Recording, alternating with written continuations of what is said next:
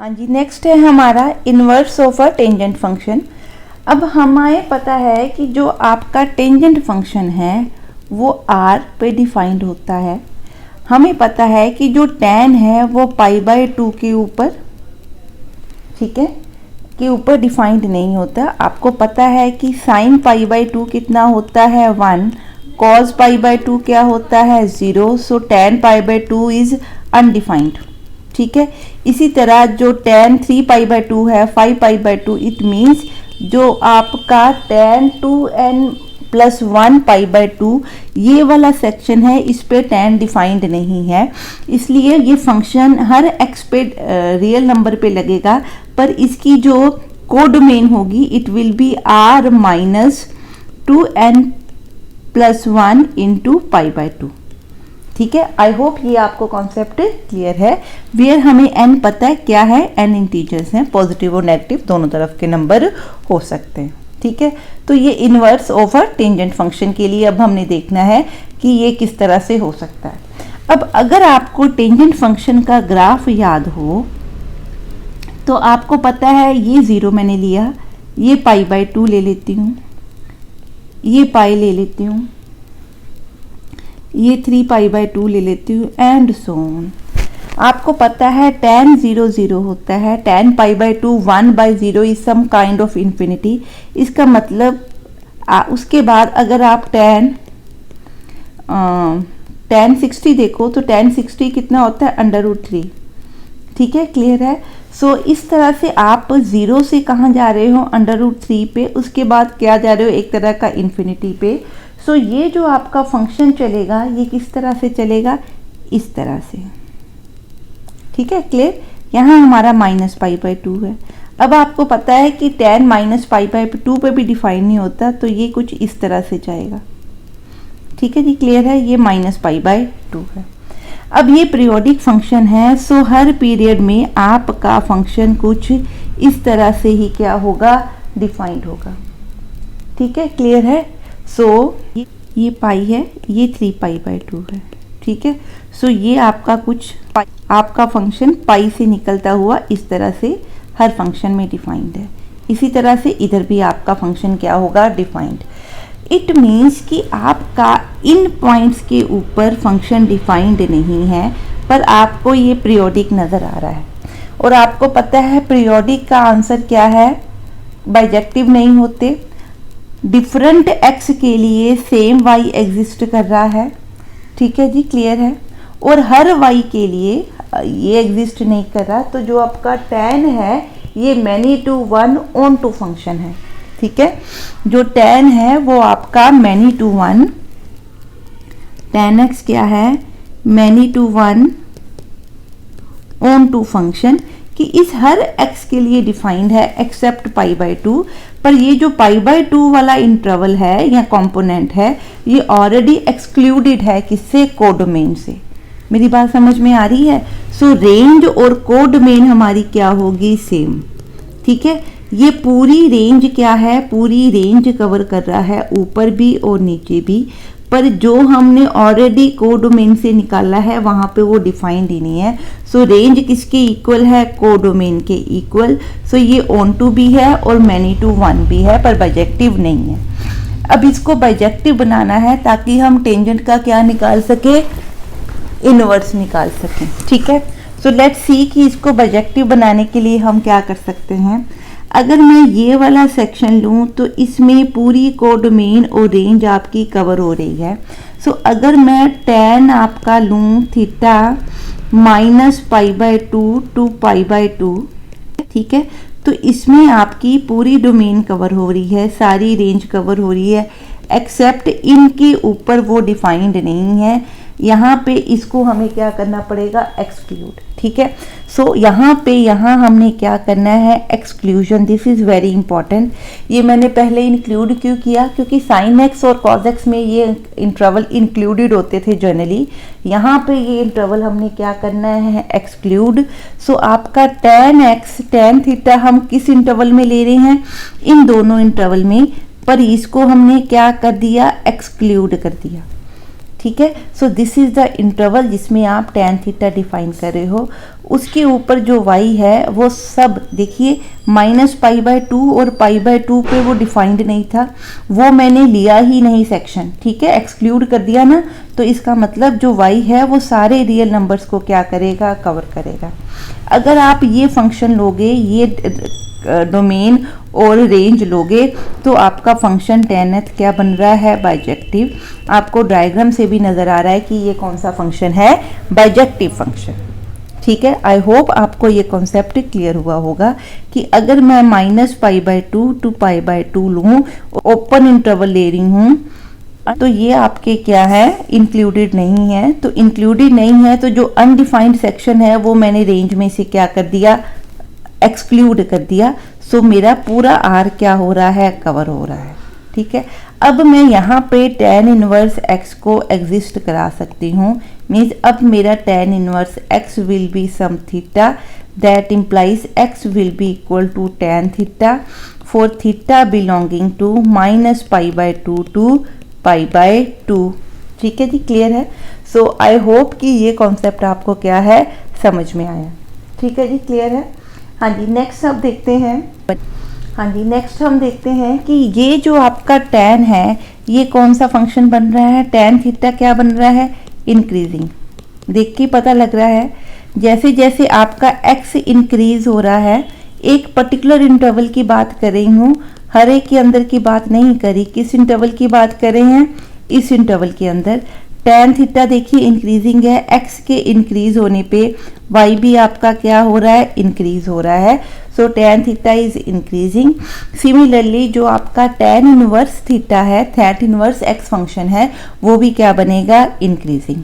सो अब हम tan inverse function को डिफाइन कर रहे हैं। हाँ जी, सो tan x क्या है आपका, जो हमने इंटरवल लिया उसकी बात कर रहे हैं, -π/2 टू π है और क्या बन रहा है, रेंज इसकी क्या बन रही है, रियल।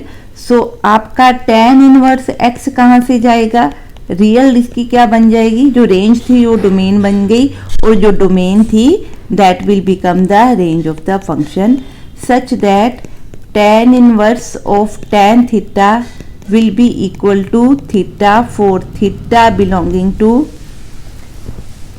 -π/2 टू π/2, ठीक है जी, क्लियर है। इसी तरह आप अगले इंटरवल्स को भी, जैसे हमने कॉज और साइन में इंटरवल डिफाइन किए थे, इसी तरह आप अगले इंटरवल भी डिफाइन कर सकते हो जिनके अंदर आपका tan जो है इन्वर्सिबल होगा, ठीक है। पर जो ये है ये आपकी प्रिंसिपल वैल्यू और प्रिंसिपल ब्रांच बन रही है, ठीक है जी, क्लियर है। सो जब भी हमें प्रिंसिपल वैल्यू tan इनवर्स पे निकालनी है तो हमने कौन सा इंटरवल यूज करना है, -π/2 टू π/2। हाँ जी, अब देखते हैं इसका ग्राफ। अब हमें दिया है कि tan inverse x can be any real value. So x क्या है, यहाँ पे रियल वैल्यूज कुछ भी हो सकती है, पर आपकी जो रेंज है वो जा रही है -π/2 टू π/2, तो ये π/2, ये -π/2, ठीक है। आपका फंक्शन क्या है, इनके ऊपर डिफाइंड नहीं है, ये ऐसे ही रह जाएगा, ठीक है। और आपका फंक्शन कुछ इस तरह से चलेगा, ठीक है। तो ये क्या है, tan इनवर्स x फंक्शन। आपका tan x क्या था, कुछ -π/2 और π/2 में कुछ इस तरह से डिफाइंड था, 0 को पास करता हुआ, ठीक है। सो अगर आप इसको एक तरह का रोटेट कर दें तो वो सिमेट्रिकल काइंड ऑफ आपका फंक्शन क्या हो रहा है, डिफाइंड हो रहा है, ठीक है जी, क्लियर है। सो यहाँ से अगर हम मेन पॉइंट्स आपके देखें तो क्या देख रहे हैं कि tan इनवर्स क्या है, इंक्रीजिंग फंक्शन है, ठीक है। एक तो यही पॉइंट मिल रहा है आपको, कैसे, क्योंकि x के इंक्रीज होने पे y भी क्या हो रहा है, इंक्रीज हो रहा है, y भी क्या हो रहा है, इंक्रीज हो रहा है। तो tan इनवर्स क्या है, इंक्रीजिंग है। याद रखना है, इंटरवल ध्यान में रखना है, किस इंटरवल की बात कर रहे हैं, -π/2 टू π/2, ठीक है जी, क्लियर है। और मिनिमम वैल्यू इसकी क्या है, -π/2, और मैक्सिमम वैल्यू क्या है, π/2, ठीक है, क्लियर है जी। अब देखते हैं जी नेक्स्ट इसके साथ के sums.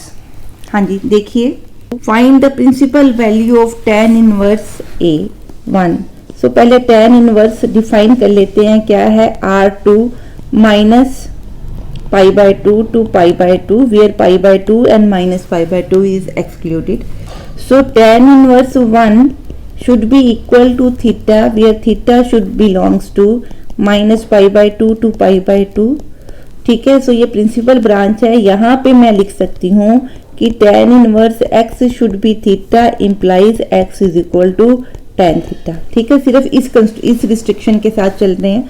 So 1 will be equal to tan theta और tan थीटा 1 किसके इक्वल होगा, theta is equal to pi by 4 अगर मैं लूं तो tan पाई बाय 4 कितना होता है 1। और ये जो पाई बाय 4 है ये किस इंटरवल में लाई कर रहा है, -1 बाई पाई बाय 2 और पाई बाय 2 के बीच में लाई कर रहा है। सो ये पाई बाय 4 आपकी क्या होगी, tan इनवर्स 1 की प्रिंसिपल वैल्यू। ठीक है जी, क्लियर है। नेक्स्ट हमने करना है tan इनवर्स -1 की प्रिंसिपल वैल्यू। हाँ जी, अब आप देखते हैं tan इनवर्स -1 की प्रिंसिपल वैल्यू। फंक्शन वही है, क्या डिफाइंड है, R2 minus pi by 2 to pi by 2। ठीक है, तो -1 अगर थीटा के इक्वल है so theta should belong to minus pi by 2 to pi by 2। ठीक है, similarly so minus theta will be equal to -1 is equal to tan theta. अब आपके पास देखो इंटरवल फिर कौन सा है, फर्स्ट एंड फोर्थ इंटरवल। अगर यहाँ पे थीटा पॉजिटिव है तो इस तरफ आएगा, नहीं तो कहाँ आएगा, minus of theta kind of. ठीक है, सो अगर यहाँ पाई बाय 4 बने तो यहाँ क्या बनना चाहिए, माइनस पाई बाय 4। ठीक है, सो -1 tan थीटा का क्या मतलब है कि आपका थीटा क्या बना, माइनस पाई बाय 4। अब जो ये माइनस पाई बाय 4 है वो किसको बिलोंग करता है, इस इंटरवल को बिलोंग कर रहा है ना। ठीक है, और आप देखो tan अगर मैं माइनस पाई बाय 4 पुट भी करके देखूं, रफ में करके देखना है इसको, तो ये क्या है, minus tan pi by 4 that is -1। सो मेरी कंडीशन क्या हो रही है, क्लियर। ये रफ में करके देखना है, यहाँ नहीं करना, जस्ट टू क्रॉस चेक हमने ये किया है। सो मेरी प्रिंसिपल वैल्यू क्या आ रही है, -π/4। ठीक है जी, क्लियर है। नेक्स्ट हम देखते हैं, नेक्स्ट हमने प्रिंसिपल वैल्यू निकालनी है किसकी, tan inverse sin -π/2, tan inverse sin -π/2। हमें पता है कि sin -π/2 is minus sin π/2, π/2 is 1, तो क्या बना, tan इनवर्स -1 और -1 की अभी हमने वैल्यू निकाली क्या होती है, -π/4। So this will be the principal value for this function. ठीक है जी, क्लियर है। सो नेक्स्ट हम देखते हैं, नेक्स्ट हमने निकालनी है principal value of tan inverse into 2 cos into 2 sin inverse 1/2। So हमें पता है sin इनवर्स 1/2 हमने क्या फाइंड आउट किया हुआ है, π/6। तो इसका आंसर आपका क्या बना, tan inverse 2 cos 2 sin inverse 1/2 की जगह मैं लिख रही हूँ π/6। ठीक है, सो it will B tan inverse 2 cos π/3।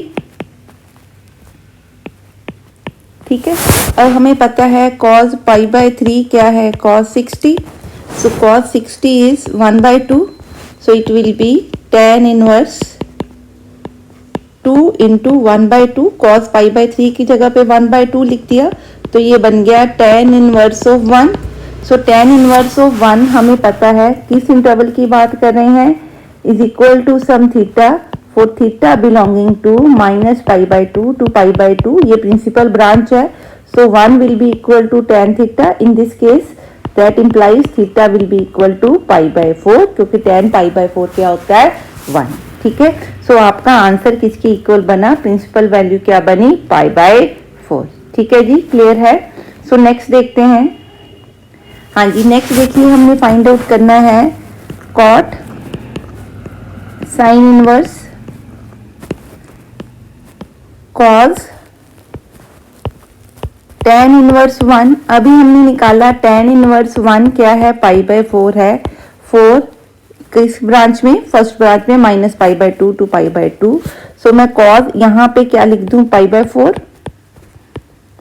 ठीक है जी, तो ये बना cot sin इनवर्स cos π/4 क्या होता है, 1/√2। ठीक है, अब sine inverse 1/√2 will be equal to some theta and 1/2 is equal to sin theta for theta belonging to -π/2 to π/2. ठीक है, सो 1/√2 कहाँ पे होता है, थीटा इज इक्वल टू π/4 पे. ठीक है, तो इसका आंसर हमारा क्या बना, π/4. ठीक है जी, क्लियर है. तो मेरे पास क्या बना, यहाँ बन गया π/4 और cot π/4 किसके इक्वल है, 1 के इक्वल. सो आपकी वैल्यू क्या बनी, 1, या इसकी आउटपुट क्या बनी, 1. ठीक है जी, क्लियर है. नेक्स्ट सम देखते हैं. अब नेक्स्ट सम वो कहता है विच इज ग्रेटर tan 1 और tan इनवर्स 1. ठीक है, अब हमें पता है कि 1 is greater than π/4, that we know कि जो 1 है वो π/4 से बड़ा है. पाई अगर आप लें 22/7, सो it will B less than 1. ठीक है, अगर मैं दोनों तरफ क्या लगा दूं, tan लगा दूं. अब ये हम tan ऐसे क्यों लगा रहे हैं, because tan is an increasing function. ठीक है, इंक्रीजिंग फंक्शन है.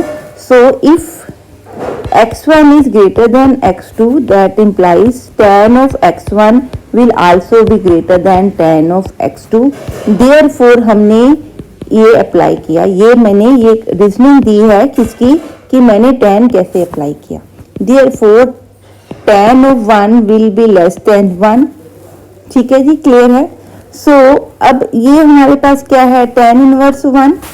सो इट विल बी, अब ये 1 अगेन हम इस 1 को क्या लिख सकते हैं, लेस देन π/4. ठीक है जी, क्लियर है. सो हमें पता है कि जो tan इनवर्स 1 है वो किसके इक्वल होता है, π/4 के इक्वल. सो क्या मैं इस π/4 को tan इनवर्स 1 लिख सकती हूँ. ठीक है जी, क्लियर है. सो आई थिंक सो ये आपको कॉन्सेप्ट क्या क्लियर है. सो इट मीन्स जो आपका tan 1 है ये क्या है, ग्रेटर देन है tan इनवर्स 1. ये आपने रीजनिंग याद रखनी है. इंक्रीजिंग फंक्शन था तो हमने tan लगा दिया दोनों तरफ. हाँ जी, क्लियर है ये बात. हाँ जी, नेक्स्ट देखते हैं. Find the minimum value of n for which tan inverse n/π is greater than π/4, n greater than belongs to natural number. अब मैंने वो मिनिमम वैल्यू देखनी है जिसके लिए tan inverse n/π is greater than π/4. ठीक है, क्लियर. सो लेट्स सी कैसे ये काम करेगा. अगर मैं लिख दूं tan inverse n/4 is greater than π/4, आपको पता है कि tan क्या है, वो इंक्रीजिंग फंक्शन है. tan is increasing function. ठीक है, सो अगर मैं दोनों तरफ tan लगा दूं, ठीक है, तो साइन में कोई फर्क नहीं पड़ेगा. ठीक है जी, क्लियर है. सो हमने क्या किया, तो ये आपका बन गया n/π is greater then 1. It means n should be greater than 5. ठीक है, n क्या हो गया, ग्रेटर देन π हो गया. क्लियर है जी, क्लियर. ठीक है, सो इट मीन्स कि मिनिमम वैल्यू n की क्या होनी चाहिए, π. इस सम को हम किस तरह से और कर सकते हैं, हमें दिया है tan inverse n/π is greater than π/4. हमें पता है tan π/4 इज इक्वल टू क्या होता है, 1. That implies π/4 is equal to tan inverse 1. Why, because π/4 किस इंटरवल में है, -π/2 टू π/2 प्रिंसिपल ब्रांच के अंदर है, तो ये होल्ड कर गया. ठीक है, इट मीन्स मैं π/4 की जगह पे क्या लिख सकती हूँ, tan इनवर्स. ठीक है, हमें पता है कि जो tan इनवर्स है वो इंक्रीजिंग फंक्शन है. ठीक है, इंक्रीजिंग फंक्शन है. That is if tan θ1 is greater than tan θ2, that implies θ1 is greater than θ2. तो यहाँ से इंक्रीजिंग फंक्शन से मेरा क्या बनेगा, n/π is greater than 1, that is n is greater than π. हाँ जी, n is greater than π क्या है, 3.14 समथिंग. ठीक है, सो इसका मतलब n क्या है, नेचुरल नंबर है. सो n क्या होना चाहिए, मिनिमम n कितना होना चाहिए, एटलीस्ट 4. ठीक है जी, क्लियर है. So this is how we can solve this sum. हाँ जी, नेक्स्ट है जी, फाइंड करना है tan inverse tan π/6 plus cos inverse cos 13π/6. So पहले हम निकालते हैं tan inverse tan pi by 6, ठीक है। अब यहाँ देखिए tan पाई 5 पाई बाय 6 को हम क्या लिख सकते हैं, tan pi minus pi by 6। So that will be equal to, हमें पता है सेकंड क्वाड्रेंट है तो tan क्या बन गया, नेगेटिव। tan पाई बाय 6 हमारे पास क्या होता है, 1 बाय अंडर रूट 3। सो ये होगा हमारे पास -1 बाय अंडर रूट 3। सो इसका आंसर आपका आ गया -1 by under root 3। So this will be equal to tan inverse -1 by under root 3, ठीक है। अब इसका आंसर मैं लिख रही हूँ थीटा, फॉर थीटा किसको बिलोंग करे, प्रिंसिपल ब्रांच -π/2 टू π/2 को। सो इस केस में आपका ये बाइजेक्टिव फंक्शन होगा, इनवर्स एग्जिस्ट करेगा। So tan theta will be -1 by under root 3, ठीक है। So -1 by under root 3 means tan आपका क्या नजर आ रहा है, -π/6, ठीक है। tan आपको क्या नजर आ रहा है, देखिए ये कौन से क्वाड्रेंट आ रहे हैं, first and fourth quadrant, -π/2 to π/2। यहाँ तो tan पॉजिटिव आ रहा है, नेगेटिव किधर यहाँ पे आएगा। अगर यहाँ थीटा है तो यहाँ वो एंगल क्या बनेगा, माइनस ऑफ थीटा। सो अगर यहाँ π/6 बन रहा है 1 बाय अंडर रूट 3 का, तो यहाँ पे -1 बाय अंडर रूट 3 के लिए थीटा कितना लेना पड़ेगा, -π/6, ठीक है। सो इसका आंसर हमारे पास बन गया -π/6। आई होप ये कॉन्सेप्ट आपको क्लियर है, ठीक है जी, क्लियर। अब हम देखते हैं नेक्स्ट कॉज की वैल्यूज। कॉज इनवर्स निकालना है, कॉज 13π/6। तो पहले हम फाइंड आउट करते हैं कॉज 13π/6 को हम क्या लिख सकते हैं, कॉज 2π प्लस π/6। इसमें तो हमें कोई प्रॉब्लम नहीं है। 2π प्लस π/6 आपका फर्स्ट क्वाड्रेंट बन रहा है, तो कॉज बन गया π/6। कॉस π/6 की वैल्यू होती है √3/2। सो इसका आंसर हमारा क्या है, √3/2। So it will be cos inverse √3/2 से it is equal to theta, for theta belong करता है 0 टू π के बीच में, ठीक है। सो दैट इम्प्लाइज, क्योंकि इसमें इनवर्स एग्जिस्ट करेगा, तो cos theta is equal to √3/2 लिख सकते हैं इसको। सो मेरा आंसर क्या बनेगा आपका, cos इनवर्स √3/2 का आंसर बनेगा π/6। इट मीन्स इसका आंसर आपका क्या बना, π/6। So therefore tan inverse tan 5π/6 plus cos inverse cos 13π/6, ठीक है। इसका आंसर क्या है, पहले टर्म का आंसर है -π/6 और सेकंड टर्म का आंसर बन रहा है π/6। तो इनको जब प्लस करेंगे तो ये कट के बन गया 0। सो हमारा आंसर क्या बनेगा, 0, ठीक है जी, क्लियर है।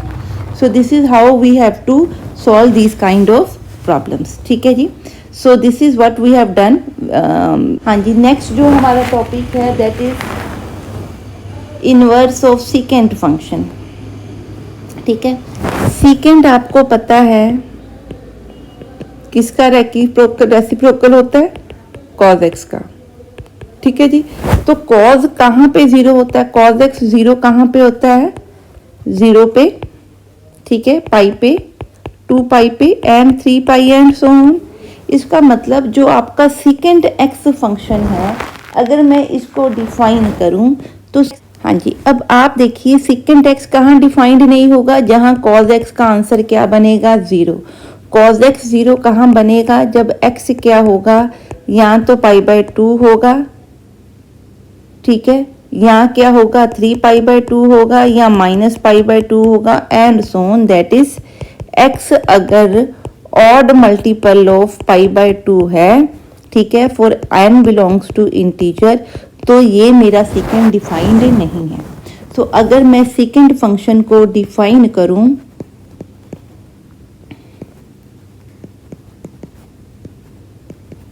तो r हर रियल नंबर पे इसके ऊपर हम इसको डिफाइन कर सकते हैं, पर कहाँ डिफाइन नहीं कर सकते, 2n + 1 × π/2 2 पे इसको हम डिफाइन नहीं कर सकते, ठीक है जी। तो यहाँ पे इसकी वैल्यू एग्जिस्ट नहीं करेगी, ठीक है, क्लियर है। सो अगर मैं इसकी डायग्राम देखूँ तो अगर आपको याद हो इसकी डायग्राम तो कैसे चलती है इसकी डायग्राम, 0 π/2 पाई 3 π/2 2 पाई, ठीक है। अब cos 0 पे आंसर 1 होता है तो सेकंड 0 पे भी आंसर क्या है 1, ठीक है। सो ये अगर मैं क्या ले लूँ, सपोज दिस इज 1, सो यहाँ से शुरू होगा आपका, और cos पाई अनडिफाइंड है तो ये ऊपर इस तरह से जाएगा, ठीक है जी, क्लियर है।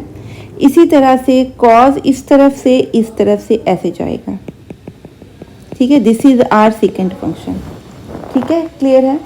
इसी तरह अगर मैं π/2 और 3 π/2 के बीच की बात करूं तो cos पाई के ऊपर आपका आंसर होता है -1, ये -1 है। cos पाई कितना होता है -1। इन बॉर्डर्स के ऊपर ये डिफाइंड नहीं है, पर ये कहाँ जाएगा, नीचे को जाएगा, ठीक है। इस तरह से आपके फंक्शंस क्या होंगे, डिफाइंड होंगे। अगले इंटरवल में ये ऊपर को जाएगा एंड सो ऑन, ठीक है जी, क्लियर है। सो यहाँ से नहीं 1 से जाएगा, थोड़े ऊपर से। So I am not drawing that क्योंकि ये कॉम्प्लिकेटेड हो जाती है डायग्राम। तो ये आपका सेकंड फंक्शन है। पहले तो आप देखिए जो सेकंड फंक्शन है इंटरवल के अंदर ना तो इंक्रीज कर रहा है ना ये डिक्रीज कर रहा है। अगर आप सारा देखिए तो कहीं ये इंक्रीजिंग फंक्शन बन रहा है, कुछ सेक्शन में ये डिक्रीजिंग है। तो ना मैं इसको इंक्रीजिंग फंक्शन बोलूँगी ना मैं इसको डिक्रीजिंग फंक्शन बोलूँगी, ठीक है जी, क्लियर है। दूसरा, ये बाइजेक्टिव आपको नज़र नहीं आ रहा क्योंकि डिफरेंट x के लिए सेम y क्या आ रहा है, आंसर आ रहा है। तो ये मैनी टू वन फंक्शन, ये ऑन टू फंक्शन नहीं बन रहा, हर y के ऊपर ये डिफाइंड नहीं हो रहा। देखिए यहाँ पे इसकी वैल्यू डिफाइंड नहीं है। सो जो आपकी cos की वैल्यू आ रही है 1 से, सेकेंड की वैल्यू 1 से ऊपर आ रही है, ठीक है, क्लियर। तो यहाँ से जो हमारा ये आंसर आपका बन रहा है तो वो क्या है, ये मैनी टू वन और इनटू फंक्शन बन रहा है। सेकेंड क्या है, many to one into function बन रहा है। यहाँ पे ये डिफाइंड ही नहीं है, नॉट डिफाइंड, ठीक है, इसलिए ये ऑन टू नहीं है, ठीक है। रेंज के अंदर उसने कहा सारे पे एग्जिस्ट होना चाहिए, यहाँ नहीं होना चाहिए, पर वो तो किसी इनके ऊपर आपकी वैल्यूज हैं ही नहीं, इन वाइज के कोरस्पॉन्डिंग मेरा एक्स एग्जिस्ट नहीं कर रहा, तो इसका मतलब ये ऑन टू भी फंक्शन नहीं है। अगर मैंने इस फंक्शन का इन्वर्स बनाना है तो मेरे को इसकी डोमेन एंड को डोमेन को क्या करना पड़ेगा, रिस्ट्रिक्ट करना पड़ेगा। तो देखते हैं इसको किस सेक्शन में हम रिस्ट्रिक्ट करते हैं। अब π/2 और 3 π/2 के अंदर फंक्शन कैसे डिफाइंड है, ये -1 है, -1 और इसके अंदर कुछ इस तरह से आपका फंक्शन चलेगा। सिमिलरली, ठीक है, क्लियर। सो अगर मैं ये वाला सेक्शन लूं, अगर मैं ये वाला सेक्शन ले लूं और ये वाला सेक्शन ले लूं, ठीक है, इट मीन्स मैं इसमें से क्या ले रही हूं, 0 से लेके π/2, ठीक है, और इधर π/2 से लेके पाई तक, ठीक है। मैं सिर्फ इतना फंक्शन ले रही हूँ। तो ये फंक्शन क्या है, बाइजेक्टिव फंक्शन है, पहले तो देखिए। और मैं इसकी, ये 0 नहीं है, ये 0.1 है, 0 कहीं नीचे होगा, ठीक है। सो ये आपको सिर्फ आप ये डायग्राम देखिए, बाकी अगर मैं इरेज कर दूँ, I am erasing this section, ठीक है। सो मैंने क्या लिया, मैं आपका सेकेंड एक्स डिफाइन कर रही हूँ, कहाँ से, 0 to π/2, ठीक है। π/2 को मैंने इंक्लूड नहीं करना, यूनियन π/2 to π/2 फिर इंक्लूड नहीं करना, ठीक है। तो पहले तो आप ये देखिए 2। अब मैं सारे रियल नंबर लेने की जगह ये कहाँ से डिफाइंड है, 1 से लेके कहाँ तक जा रहा है, इन्फिनिटी, या -1 से कहाँ तक जा रहा है, -∞। तो मैं इसकी रेंज भी यहाँ पे चेंज कर रही हूँ, क्या ले रही हूँ, -∞ to -1, ठीक है, यूनियन 1 टू इन्फिनिटी। ठीक है, सो अगर मैं ये वाला रेंज ले लूँ और ये आपकी डोमेन ले लूँ तो आपका सेकेंड एक्स क्या बन जाता है, 1 1 on 2, that is bijective function. ठीक है, मेरी बात समझ में आई। इस फंक्शन में हमने रेंज भी चेंज की है, रेंज रियल थी, so real minus pi by 2 के मल्टीपल थे, तो हमने रियल भी हटा दिए, जो ये वाला सेक्शन जो ऑन टू डिफाइन नहीं कर रहा था वो भी ओमिट कर दिया। ठीक है, तो सेकेंड एक्स क्या बन गया, बाइजेक्टिव फंक्शन। अगर सेकेंड एक्स बाइजेक्टिव फंक्शन बन गया है तो इसका इन्वर्स भी क्या करेगा, एग्जिस्ट करेगा। तो मैं यहाँ पे इसको इरेज कर रही हूँ, सेकेंड इनवर्स एक्स एग्जिस्ट करेगा। डोमेन सेकेंड इनवर्स एक्स की क्या होगी, minus infinity to -1 union 1 to infinity, और इसकी रेंज क्या होगी 0 टू π/2, π/2 एक्सक्लूड करके यूनियन π/2 टू पाई। ठीक है, सो दिस इज वेयर आपने फंक्शन को इंक्लूड करना है। So this will be theta for this range only. ठीक है, with these constraints। ठीक है, that implies x is equal to secant theta where theta belongs to this। ठीक है जी, क्लियर है। so this is how you can define a inverse of a secant function। ठीक है, अब यहाँ पे देखिए इतने में ये इंक्रीजिंग है, यहाँ पे भी ये फंक्शन क्या आ रहा है, इंक्रीजिंग। जैसे जैसे x बढ़ता जा रहा है आपका y भी क्या होता जा रहा है, इंक्रीज होता जा रहा है। ठीक है जी, क्लियर है। सो इस सेक्शन में आपका जो सेकेंड है वो क्या बन रहा है, इंक्रीजिंग फंक्शन बन रहा है। ठीक है, किसके अंदर, इस सेक्शन के अंदर 0 टू π/2 के अंदर। ठीक है, पर ये वाले सेक्शन के अंदर आपका सेकेंड क्या बन रहा है, डिक्रीजिंग। एक्स बढ़ने पे y क्या हो रहा है, कम होता जा रहा है। तो इसका मतलब अलग अलग इंटरवल में वो इंक्रीजिंग डिक्रीजिंग है, पर अगर आप इकट्ठा इंटरवल लोगे तो ये फंक्शन ना इंक्रीजिंग है ना डिक्रीजिंग है। ये आपने ध्यान में रखना है। स्पेसिफिक इंटरवल की बात कर रहे हो तो हम यहाँ पे इसको, अगर उसने इंटरवल डिफाइन किया है तो ये इंक्रीजिंग फंक्शन है, इधर डिक्रीजिंग है। कलेक्टिव बात कर रहे हो तो नीदर इंक्रीजिंग नॉट डिक्रीजिंग। ठीक है जी, क्लियर है। नेक्स्ट देखते हैं जी, इसकी अब ग्राफ की बात करते हैं कि इसका ग्राफ कैसे हम ड्रॉ कर सकते हैं। दूसरी चीज़, एक तो हमने ये देखा कि ये ना तो इंक्रीजिंग है ना डिक्रीजिंग। सेकंड पॉइंट क्या है, इसकी मिनिमम और मैक्सिमम वैल्यूज चेक करते हैं। ठीक है, सो पहले तो इसको डिफाइन करते हैं। ये आपने 1 मिनट, सेकेंड इनवर्स हम यहाँ डिफाइन कर देते हैं। 1 मिनट, इसको थोड़ा इरेज कर देते हैं डायग्राम को। सो सेकेंड इनवर्स एक्स आपका है, यहाँ आपका सेकेंड इनवर्स डिफाइंड है। अब यहाँ से आपको क्या पता लग रहा है कि आप जो सेकेंड इनवर्स की मैक्सिमम वैल्यू देख रहे हो वो क्या है, पाई। ठीक है, सेकेंड इनवर्स एक्स की मैक्सिमम वैल्यू क्या नज़र आ रही है आपको, वैल्यू सेकेंड इनवर्स एक्स की मैक्सिमम वैल्यू क्या नज़र आ रही है, पाई। ठीक है, और सेकेंड इनवर्स एक्स की मिनिमम वैल्यू क्या नज़र आ रही है, 0। ठीक है, क्लियर। सो पाई हमें कहाँ पे मिलेगा, x इज इक्वल टू -1 पे। अगर मैं सेकेंड इनवर्स -1 लूँ तो मेरे को मैक्सिमम वैल्यू मिल रही है। ठीक है, सेकेंड इनवर्स 0 कहाँ पे मिलेगा हमें। ठीक है, सेकेंड इनवर्स की वैल्यू, सेकेंड इनवर्स x हमें 0 कब मिलेगा, जब आपका x किसके इक्वल होगा, 1 के इक्वल। ठीक है जी, क्लियर है। So this is how you can define the functions. Clear. हाँ जी, अब देखते हैं इसकी डायग्राम। हाँ जी, सेकेंड इनवर्स x का ग्राफ देखते हैं। सेकेंड इनवर्स x की जो डोमेन है वो देखिए, -∞ टू 1 -1 एंड 1 टू इन्फिनिटी। मतलब आपका ग्राफ यहाँ से जाएगा, इसके बीच में तो ग्राफ है ही नहीं, ये आपका डोमेन है। ठीक है, इसके कोरस्पोंडिंग रेंज आपकी क्या है कि जब आप 0 पे हो और π/2, आपकी वैल्यू क्या जा रही है, 0 टू π/2। ठीक है, 0 टू π/2 के बीच में, और कहाँ जा रही है, 0 टू और π/2 टू पाई। ठीक है, तो ये मैंने वैल्यू ली पाई बाय 2, ये वैल्यू क्या ली पाई, ये क्या ली 0। ठीक है जी, क्लियर है।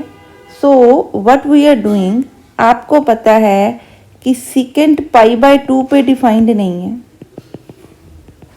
ठीक है, क्लियर। तो अब हम क्या कर रहे हैं, इसको किस तरह से डिफाइन कर रहे हैं। Second inverse x is equal to 1 का क्या मतलब है, x is equal to second 1। ठीक है, clear. Sorry, x is equal to second inverse 1। ठीक है जी, क्लियर है। और सेकेंड 1 किस पे आता है आपका, सेकेंड 1 आता है x इज इक्वल टू 0 के ऊपर। सेकेंड 1 कहाँ पे आता है, x इज इक्वल टू 0 के ऊपर। तो हमने कहाँ से शुरू किया, यहाँ से। कहाँ से शुरू किया, यहाँ से। ठीक है जी, क्लियर है। हाँ जी, अब मैं देख रही हूँ सेकेंड इनवर्स x का आंसर क्या 0 बनता है। सेकेंड इनवर्स x 0 बनने का मतलब x is equal to second of 0। Second of 0 means 1 over cos 0। Cos 0 क्या होता है, 1। ठीक है, तो x की वैल्यू 1 के ऊपर अगर मैं x की वैल्यू 1 लूँ तो सेकेंड क्या बनेगा, 0। ठीक है, अब क्योंकि आपको पता है कि x की वैल्यू 1 पे सेकेंड क्या बन रहा है, 0, तो मैंने 1 और 0 क्या ले ली, डिफाइन कर ली। अब ये क्योंकि इस इंटरवल के अंदर 1 टू इन्फिनिटी, ये आपका 1 टू इन्फिनिटी। अब देखिए, जब आपका x 1 टू इन्फिनिटी इस तरफ जा रहा है, ऐसे 1 टू इन्फिनिटी जा रहा है, तो आपका जो y है वो कहाँ से, सॉरी 1 टू इन्फिनिटी जा रहा है, तो आपका y जा रहा है 0 टू पाई बाय 2। आप चेक भी कर सकते हैं। साइन इनवर्स x का आंसर अगर मैं क्या लिखूं, 1 लिखूं। ठीक है, सॉरी, x की वैल्यू क्या पुट करूं, 1 पुट करूं, तो इसका आंसर थीटा चाहिए। तो 1 कहाँ पे आएगा, सेकेंड थीटा के ऊपर, दैट इज थीटा कितना होगा आपका, 0। ठीक है, तो इसका मतलब स्टार्टिंग पॉइंट आपका क्या है, 0। सो 0 से आप कहाँ तक जा रहे हैं, पाई बाय 2 पे, किसके कॉरस्पॉन्डिंग, इस डोमेन के कॉरस्पॉन्डिंग। ठीक है, क्लियर है। सो यहाँ से आप कैसे लेंगे, ये इस तरह से आप क्या ले रहे हो, एक इंक्रीजिंग फंक्शन। ठीक है जी, क्लियर है।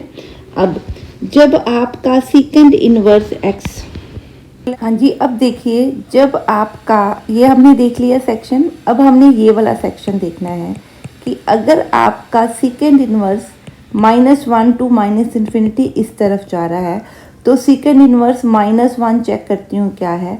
सेकेंड इनवर्स ऑफ -1 अगर मैं थीटा अप्लाई करूँ, so -1 is equal to second theta. इसका मतलब सेकेंड थीटा आपका क्या है, किसके इक्वल है, पाई के इक्वल। ठीक है, सो इसका मतलब आपका सेकेंड कहाँ से शुरू हो रहा है, पाई। ठीक है, सेकेंड थीटा आपका क्या है, पाई, और ये क्या है, 1। तो ये पॉइंट है आपका स्टार्टिंग पॉइंट।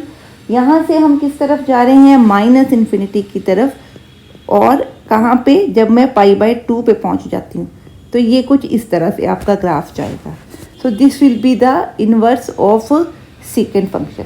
आई रिपीट, मैं दोबारा इसको एक बार समझा देती हूँ, थोड़ा सा कॉम्प्लिकेटेड है, ऊपर लिख के एक बार फिर समझाती हूँ। हाँ जी, पहले हम चेक करते हैं इस इंटरवल में। अब मेरे को पता है -∞ टू -1 ये वाला सेक्शन है, तो मैं पहले चेक कर लूँ कि -1 कब आंसर आएगा। ठीक है, मतलब x की वैल्यू मैं क्या पुट करूँगी, -1। सो -1 पे मैं कहती हूँ से आंसर क्या है, theta. It means second theta मेरा किसकी इक्वल है, -1 की इक्वल। सो थीटा मेरा क्या बन रहा है, पाई। ठीक है जी, क्लियर है। तो इसका मतलब मेरा जो पॉइंट बनेगा वो क्या बना, -1 पाई। तो मेरा पॉइंट क्या बन रहा है, -1 पाई, ये वाला पॉइंट। ठीक है, अब ठीक है जी, ये पाई है, पाई वाला ये इंटरवल है। इसका मतलब ये सेक्शन रह गया पाई बाय 2 वाला। सो अगला मैंने कौन सा देखना है, पाई बाय 2 पे ये डिफाइंड नहीं होता। ठीक है, पर माइनस इन्फिनिटी कहाँ पे बनता है, जब माइनस ऑफ समथिंग नेगेटिव में आंसर्स हों, तो वो कौन सा सेक्शन बनेगा, ये वाला सेक्शन, इसके इस इंटरवल के बीच में डिफाइन होगा। सो यहाँ से -π/2 की तरफ वो जाना शुरू होगा। ठीक है, अब इसी तरह अगर मैं सेकेंड इस वाले इंटरवल में देखूं, पाई टू इन्फिनिटी वाले में 1 टू इन्फिनिटी, तो मैं 1 पे चेक करती हूँ। सेकेंड इनवर्स x की जगह क्या पुट करूँ, 1 theta, so 1 will be equal to second theta, so theta 1 किसकी इक्वल होता है 0 पे। सो मेरा पॉइंट क्या बना 1,0। सो ये मेरा पॉइंट है। यहाँ से आपका x किस तरफ जा रहा है, इन्फिनिटी की तरफ, ठीक है। और इस केस में जो आपने इंटरवल लिया है वो कौन सा इंटरवल है, क्योंकि 0 वाला इंटरवल है ना, तो वो ये इंटरवल है। तो π/2 को, तो यहाँ से हम कहाँ जा रहे हैं π/2 को। यहाँ पे भी ये कहाँ से कहाँ पे जा रहा है π/2 को और इन्फिनिटी की तरफ। This is how you will draw the graph of the second inverse function. हाँ जी, अब इसके साथ के क्वेश्चंस देखते हैं। अब हमने फाइंड आउट करनी है principal value of second inverse. तो पहले चेक कर लेते हैं कि ये डिफाइंड किसके अंदर है, -∞ to -1 यूनियन 1 to ∞, 2 कहाँ पे 0 to π/2 यूनियन π/2 to π। ठीक है जी, क्लियर है। अब हमने क्या देखना है, सेकेंड इनवर्स -2/√3। अगर ये थीटा है सो थीटा किस में लाई करना चाहिए, इन इंटरवल के बीच में।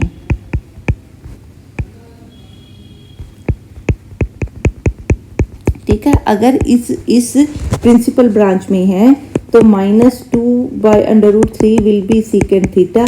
और आपको पता है कि कॉस थीटा जहाँ पे -√3/2 होगा वहाँ पे सेकेंड थीटा क्या होगा, -2/√3। सो इसका आंसर आपका बेटे क्या बनेगा, कॉस थीटा पॉजिटिव √3/2 कहाँ पे होता है, कॉस थीटा पॉजिटिव √3 कहाँ पे होता है, जहाँ पे हम ले रहे हैं π/6 पे। ठीक है, सो थीटा हमने लेना है तो हमने सेकंड क्वाड्रेंट लेना है, क्योंकि कौन सी बात हो रही है, first quadrant and second quadrant. Cause negative कौन से क्वाड्रेंट में है, सेकंड में। यहाँ मैंने ये एंगल लिया तो इस तरफ से इस तरह से बनेगा, तो ये बनेगा π-π/6। ठीक है, सो सेकंड थीटा आपका क्या बना, π-π/6। सो मेरा थीटा यहाँ पे बनेगा π-π/6, दैट इज इक्वल टू 5π/6। ठीक है जी, अब निकालना है सेकंड इनवर्स 2।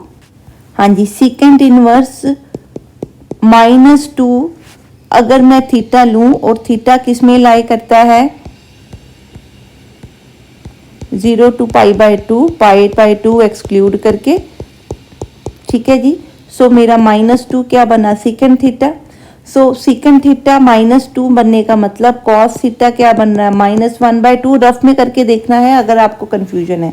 और कॉस थीटा -1/2 कहाँ बनता है, π-π/4 के ऊपर, सॉरी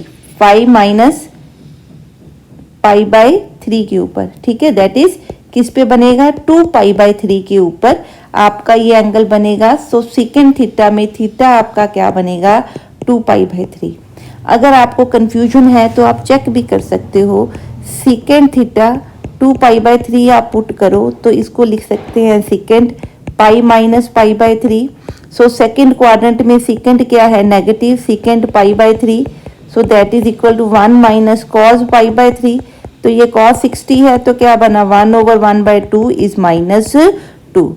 सो मेरा ये आपका क्या है, प्रिंसिपल वैल्यू। आपने चेक करना है कि ये इस इंटरवल में एग्जिस्ट करनी चाहिए। अगर ये इस इंटरवल में एग्जिस्ट नहीं कर रही तो ये आपका आंसर नहीं बनेगी। हाँ जी, ठीक है, क्लियर है जी। हाँ जी, नेक्स्ट देखते हैं। नेक्स्ट हमने देखना है सेकेंड इनवर्स √3/2। अब पहले तो आप ध्यान से देखिए कि जो सेकेंड इनवर्स की डोमेन है वो कौन से पॉइंट हैं, -1 और उसके लेफ्ट के, 1 और उसके राइट के। जो √3/2 है ये 1 पॉइंट समथिंग ओवर 2, ये 1 से छोटा कोई यहाँ पे पॉइंट है। इट मीन्स ये जो पॉइंट है ये पॉइंट डोमेन को बिलोंग ही नहीं करता। That is √3/2 does not belong to domain for secant inverse ठीक है जी, क्लियर है। उसकी बिलोंग, इसकी डोमेन को ये बिलोंग नहीं करता, इसलिए यहाँ पे हम इसका आंसर नहीं निकाल सकते। तो हमारा आंसर क्या बनेगा? 5। ये आपने याद रखना है, डोमेन ये है, इस पे सेकंड इनवर्स आपने डिफाइन किया है, हर एक के ऊपर उसको डिफाइन नहीं किया हमने, ठीक है। सो इस डोमेन के अंदर आपका जो ये वैल्यू है उसका आंसर 5 है, क्योंकि ये जो नंबर आपने यहाँ पे लिया वो नंबर डोमेन में के अंदर की रेंज में नहीं है, वो -1 और 1 के बीच का नंबर है जो कि डोमेन को बिलोंग नहीं करता, ठीक है। सो ये चीज़ आपने ये पॉइंट ध्यान में रखना है। नेक्स्ट देखते हैं the find the domain of second inverse 3x - 1। अब हमने पढ़ी है सेकंड इनवर्स की डोमेन क्या है, -∞ to -1 यूनियन 1 to ∞, ठीक है। इट मीन्स कि जो 3x - 1 है या तो वो लाई करेगा -1 और -∞ के बीच में, ठीक है। इट मीन्स कि इसको हम छोड़ देते हैं, सो इसका मतलब ये -1 से छोटा है। यूनियन का साइन है तो क्या है बीच में, और ये नंबर क्या है 1 और इन्फिनिटी के बीच में होगा, मतलब ग्रेटर देन और इक्वल टू 1। इक्वालिटी चेक करनी है क्योंकि आपने ब्रेसिस देखनी है इंटरवल कौन सा है, ठीक है, ओपन है कि क्लोज है। It means 3x - 1 is less than -1, तो x should be less than equal to 0, ठीक है जी, क्लियर है। यहाँ से एक ये मिला, और 3x इज ग्रेटर देन 2, यहाँ से 2 बन गया, सो x should be greater than 2/3। सो मेरी डोमेन इसकी क्या बनी, ठीक है, of second inverse 3x - 1 is less then 0 means -∞ to 0 union greater than 2/3 means 2/3 to ∞। So this will be the domain of this function, ठीक है जी। अब देखते हैं जी नेक्स्ट सम, किसकी डोमेन निकालनी है। हमने डोमेन निकालनी है second inverse x into -tan inverse x। Second की डोमेन तो हमें यहीं पे नजर आ रही है, ठीक है। tan इनवर्स x की हमने डोमेन क्या निकाली हुई है, -π/2 to π/2, ठीक है, क्लियर। ये आपकी डोमेन है। अब इसमें से ये इंस्ट्रक्शन हमने क्या करनी है, माइनस करने का मतलब कि हमने क्या लेना है, दोनों का कॉम्बिनेशन, ठीक। सो यहाँ पे आपने -π/2 to π/2, ठीक है, बीच की वैल्यू लेनी। अब आप एक मिनट इसकी डोमेन चेक कीजिए। हाँ जी, सेकंड की हमें डोमेन नज़र आ रही है। अब हमने डोमेन किसकी निकालनी है, सेकंड इनवर्स x की। सो सेकंड इनवर्स x कैसे डिफाइंड है, R2 -π/2 to π/2, इनके ऊपर ये डिफाइंड नहीं है। सो अगर मैंने इन दोनों के फंक्शन की सब्ट्रैक्शन की डोमेन निकालनी है तो इसका मतलब क्या करना है, मैंने इन दोनों की इंटरसेक्शन निकालनी है, इनके दोनों की डोमेन की। Domain of this will be equal to domain of S inverse second inverse x intersection domain of tan inverse x, ठीक है। सो सेकंड इनवर्स x की डोमेन क्या है, -∞ to 1 union 1 to ∞। Intersection tan की डोमेन हमारे पास क्या दी है, रियल नंबर।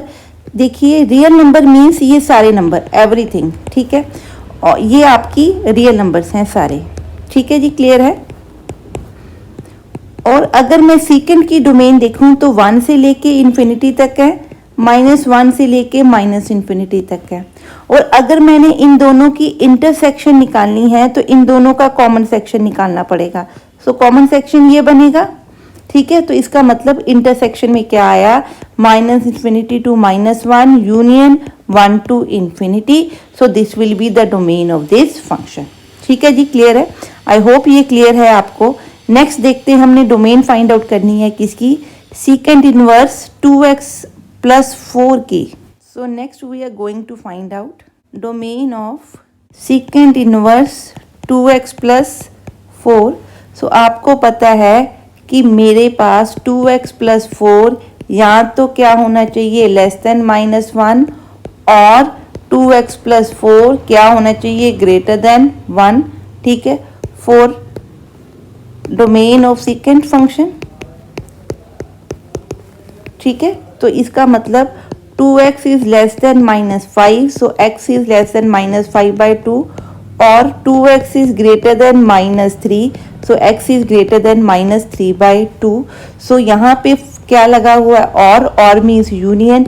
सो डोमेन हमारे पास क्या बनेगी, लेस देन -5/2 मीन्स -∞ टू -5/2, और मीन्स यूनियन कहाँ से, -3/2। इक्वालिटी आपने देख के इंटरवल डालना है, 2 ग्रेटर देन मीन्स कहाँ तक जाएगा, इन्फिनिटी तक।